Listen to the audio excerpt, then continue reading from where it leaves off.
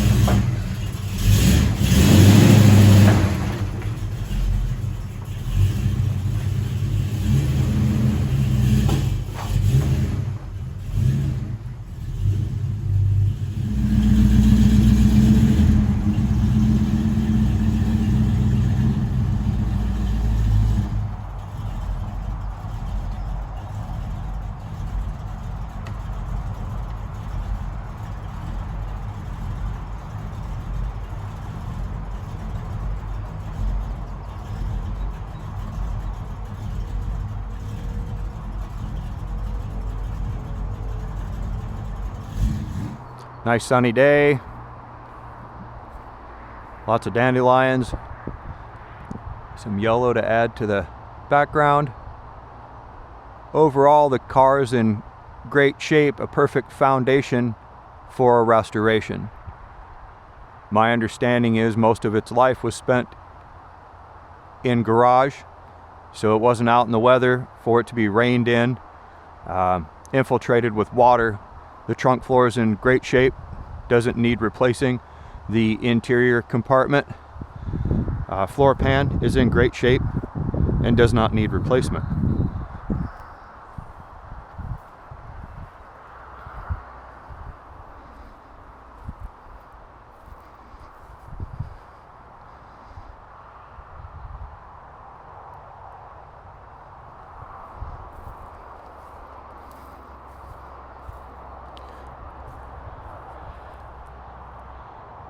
We can see some bubble rust in the lower quarters right behind the wheels on each side. This quarter panel has been damaged in the past and repaired. The repair work, you can see the damage inside the trunk where it's a little lumpy, a little wavy.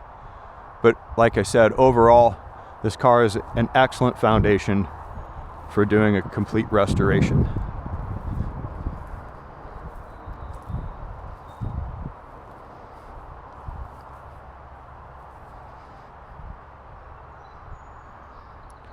Let's pop the hood and take a look under in the old powerhouse here.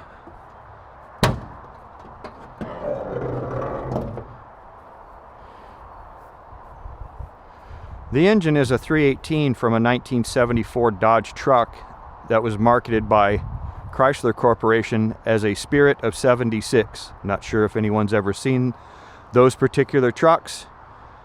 They had a stripe down the side with stars and a Liberty Bell on it. I guess some promotional deal that Chrysler was doing back in 74 to celebrate 1976.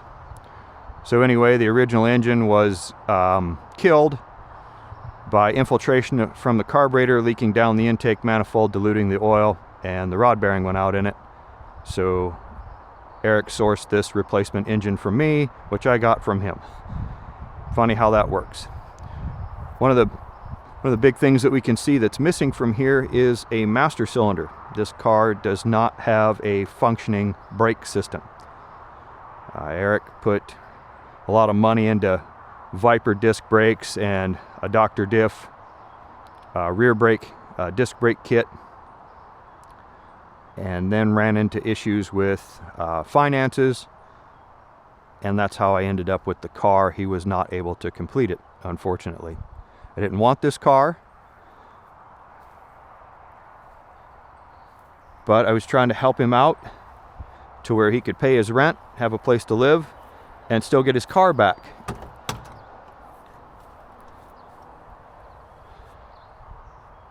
And so that's how I ended up with it. He was supposed to come back and pay me the money the following year and pick the car back up. And unfortunately, that did not happen. So I would much rather that he was still alive and the car was his and that he was enjoying it. But that's the way life works out, I guess. So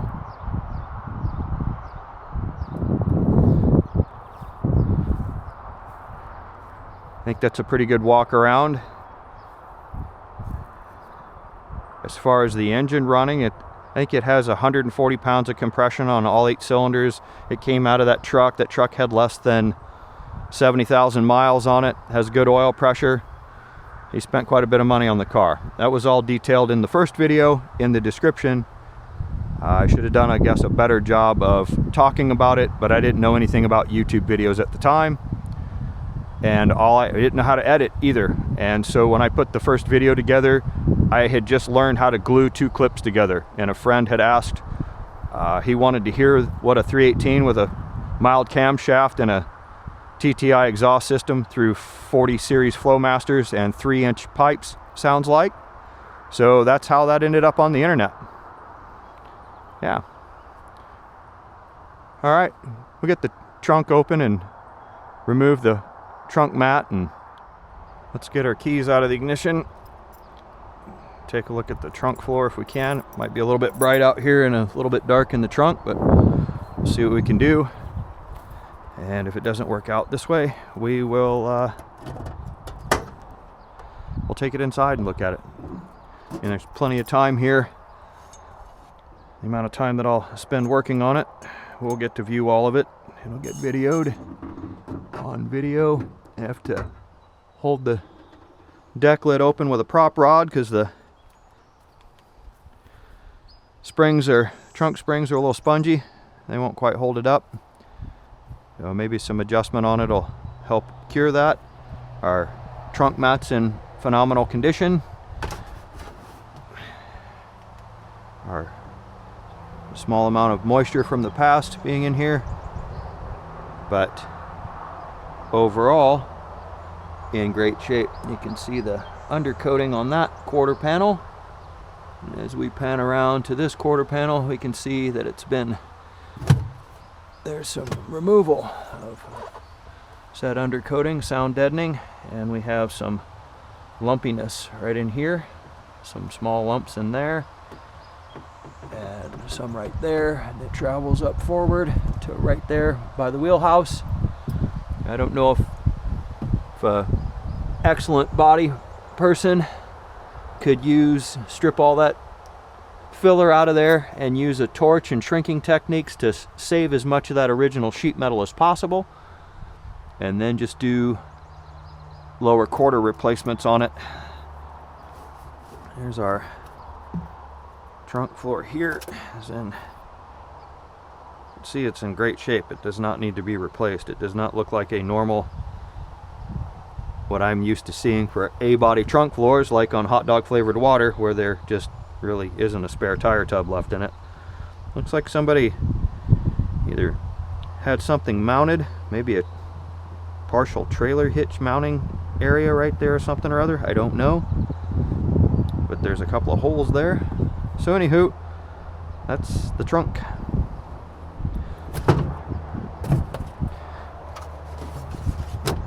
All right, let's get it back in the shop and up on the lift and get the wheels off of it and see what we have.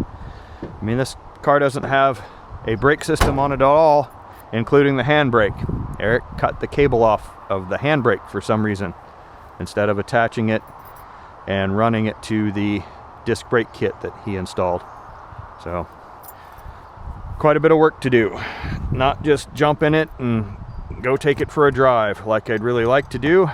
Just more work in life. That's that.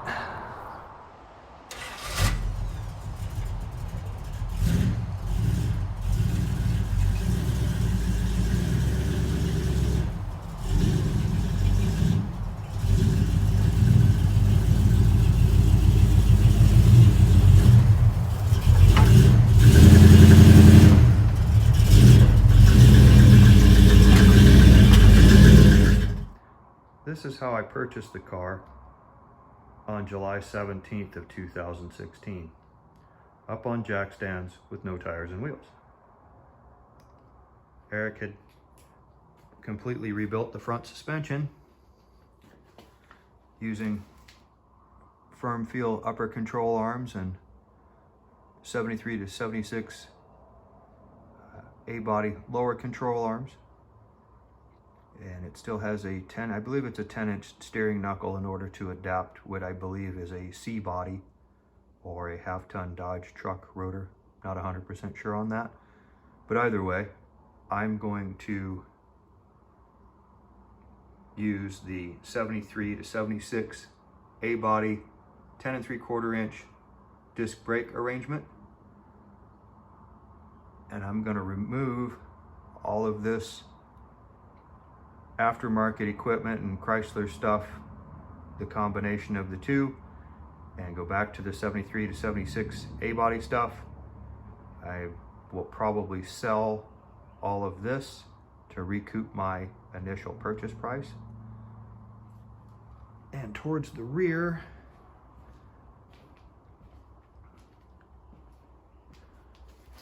we have the Dr. Diff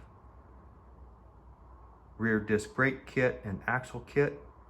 I'm going to remove all of that as well and sell it, returning to a 73 to 76 A-body 10 by 2.5 inch drum, which does create some complications because the original small bolt pattern only used 1 3/4 inch brake shoes. So the axle housing is 1.5 inches wider when using the 10 by 2.5. So I'm not sure if I'm going to narrow the axle housing to accommodate that 1.5 inches of width. So that will make it the same as the 73 to 76 7 1/4, 8 1/4 for an A-body.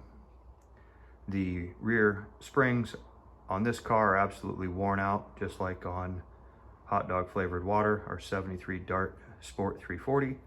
So there will be a spring upgrade in this works as well.